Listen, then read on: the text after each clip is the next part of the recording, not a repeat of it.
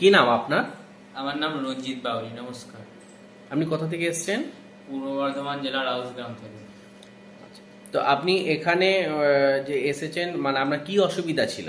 আমার ছোট থেকে দুটো চোখের অসুবিধা ছিল এবং একটা একটা চোখ বছর 5-6 আগে দুর্গাপুর সিটি সেন্টারে করিয়েছি। ওইখানে 17,500 টাকা খরচ হয়েছে। আর একটা চোখ এখানে করিয়েছি, মানে ফ্রিতে। তো আপনার কোনো খরচা লাগেনি? আপনার এখানে কোন চোখটা অপারেশন হয়েছে? এখানে বাম চোখটা করেছি, কোনো খরচা লাগেনি।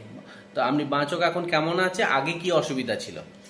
আগে মানুষ ঝাপসা দেখতাম এবং এখন ওই অপারেশন করে খুব ভালো দেখছি। আচ্ছা, আপনি বললেন আপনি আউসগ্রাম পূর্ব বর্ধমান থেকে এসেছেন, তো এখানে পুরুলিয়াতে এসেছেন, তা অনেকটা দূর থেকে এসেছেন, তা আপনি কিভাবে এলেন এখানে? আমাদের বাংলা নাটকের মাধ্যমে।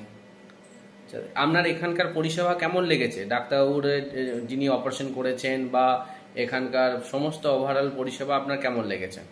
এখানে সবার ওই ডাক্তার দাদারা এবং নার্স দিদিরা এবং অফিসের স্টাফ দাদারা যারা আছেন খুব ভালো করেছেন এবং এখানে দুরাত ছিলাম এবং ওদের পরিষেবা খুব ভালো লেগেছে।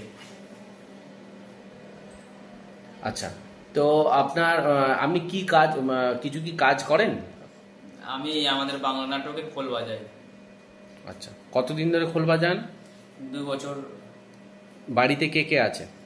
বাড়িতে মা বাবা, মা ভাই বোন এবং আমি, দাদু দিদা, কাকি এবং তার দুটো মেয়ে।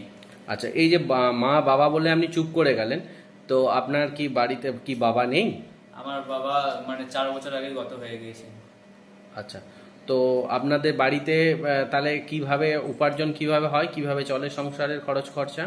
আমি কোনো সময় বাংলা নাটকে খোল বাজাই এবং মাঠেও কাজ করি এবং আমার বাবা মারা যাওয়ার পর থেকে এবং আমাকেই সব দায়িত্ব নিতে হয় এখন। আচ্ছা, ঠিক আছে, তাহলে এখানে আপনার চোখ ভালো আছে তো? হ্যাঁ।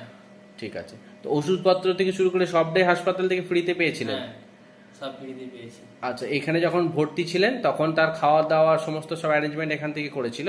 হুম। কোনো অসুবিধা হয়নি তো? কোনো অসুবিধা হয়নি। আচ্ছা, তো এই যে ওভারঅল যে পরিষেবা পেলেন আপনি, তার জন্য কি আপনার হাসপাতালের কর্তৃপক্ষকে কি ধন্যবাদ দিতে চান?